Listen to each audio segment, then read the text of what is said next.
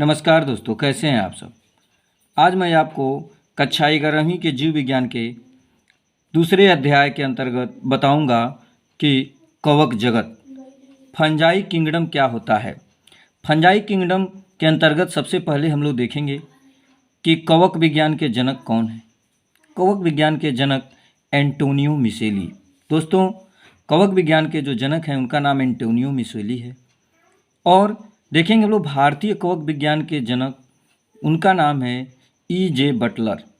देखेंगे दोस्तों, कवकों का अध्ययन विज्ञान की वह शाखा जिसके अंतर्गत हम कवकों का अध्ययन करते हैं उसे माइकोलॉजी कहा जाता है। ये तो हो गया दोस्तों कवकों के बारे में कि उनके कौन जनक हैं, भारतीय जनक कौन हैं, और उनका अध्ययन माइकोलॉजी कहलाता है, अर्थात कवक विज्ञान कहलाता है। अब हम कवकों के प्रमुख लक्षणों को जानेंगे कि कवकों को क्यों इस जगत में रखा गया। सबसे पहले देखेंगे कि कवक सर्वव्यापी होते हैं। दोस्तों, जैसे ईश्वर सर्वव्यापी होता है, कहा जाता है कण कण में भगवान, उसी तरह से यह कवक भी प्रत्येक स्थानों पर पाए जा सकते हैं, अर्थात कॉस्मोपॉलिटन होते हैं। दूसरा देखेंगे कि कवक परजीवी, सहजीवी और मृतोपजीवी होते हैं। कवक जो होते हैं सहजीवी भी होते हैं, परजीवी भी होते हैं और मृतोपजीवी भी होते हैं। और अगला जो देखेंगे, अगला लक्षण इनका जो है कि कवकों का जो शरीर होता है वह थैलसनुमा होता है, चपटा होता है, सुकाय होता है। दोस्तों, कवकों के अगले लक्षण को देखते हैं हम लोग कि कवक जो होते हैं यूकैरियोटिक होते हैं। दोस्तों, कवकों में पूर्ण विकसित केंद्रक पाया जाता है और इसीलिए कवक जो होते हैं वो यूकैरियोटिक होते हैं। देखेंगे दोस्तों कि कवक अधिकांशतः क्या होते हैं, बहुकोशिकीय होते हैं, और कुछ जो कवक होते हैं वह एक कोशिकीय होते हैं। दोस्तों, एक कोशिकीय कवक का सबसे अच्छा एग्जाम्पल जो है वह है ईस्ट। ईस्ट का साइंटिफिक नेम जो होता है वह सैक्रोमाइसीज सेरोवेसी होता है।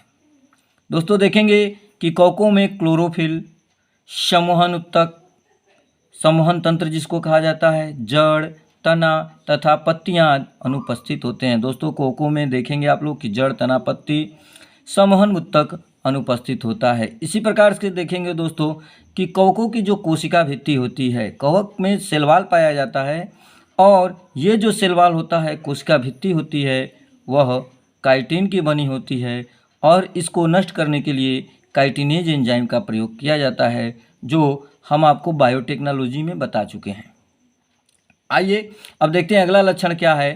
कवकों में खाद्य पदार्थ का जो संचय होता है वह वसा या ग्लाइकोजन के रूप में होता है। कवक बहुत ही पौष्टिक होते हैं और इनमें खाद्य पदार्थ, जो संचित खाद्य पदार्थ है वह वसा, तेल या ग्लाइकोजन के रूप में होता है। अगला देखेंगे दोस्तों कि कवकों की जो संरचना, देखेंगे यह बहुत अच्छा लक्षण है, बहुत प्रमुख लक्षण है। कवकों की संरचना कवक सूत्रों द्वारा होती है और कवक सूत्रों को दोस्तों हाइफी कहा जाता है। अगला जो देखेंगे कि दोस्तों अगर यही कवक सूत्र जो होते हैं, ये कवक सूत्र जो होते हैं, इन कवक सूत्रों का समूह जो होता है वह मिलकर कवक जाल या माइसीलियम कहलाता है। और जो कवक जाल होता है इससे कवकों का पूरा शरीर निर्मित होता है। अगला देखेंगे कवकों में जनन, देखते हैं कौन कौन होता है। तो कवकों में अलैंगिक, लैंगिक व वर्धी जनन तीनों प्रकार का जनन पाया जाता है। दोस्तों, कवकों में तीनों जनन पाया जाता है, मुख्यतः वर्धी जनन और अलैंगिक जनन पाया जाता है और कुछ कवकों में लैंगिक जनन भी होता है। इसी प्रकार से देखेंगे दोस्तों कवकों में जो पोषण होता है वह अनेक प्रकार से विविध विधियों से पोषण होता है। कुछ परजीवी भी होते हैं, कुछ सहजीवी भी होते हैं, कुछ मृतोपजीवी भी होते हैं। अगला लक्षण देखेंगे दोस्तों कि कवकों का शरीर जो होता है वह पटीय, पटीय को सेप्टेट बोला जाता है, तथा अपटीय दोनों प्रकार के होते हैं। दोस्तों, यह तो हैं कवकों के प्रमुख लक्षण। थोड़ा सा और हम देखेंगे कि जो कवकों का शरीर है यह जो है पटीय क्या होता है और अपटीय क्या होता है। देखेंगे एक डायग्राम के माध्यम से आपको बताया गया है कि देख रहे हैं कि ये जो पहला कवक लिखा गया है यह जो होता है अपटीय है। देखेंगे कि इस कवक के पूरे शरीर में जो देखेंगे एक एक जो संरचना निकली हुई है इसको हाइफी बोला जाता है। और यह हाइफी बीच बीच में कहीं भी डिवाइडेड नहीं है और इसके केंद्रक जो हैं वह अलग अलग कोशिकाएं नहीं हैं, एक ही के एक दूसरे से मिले हुए हैं।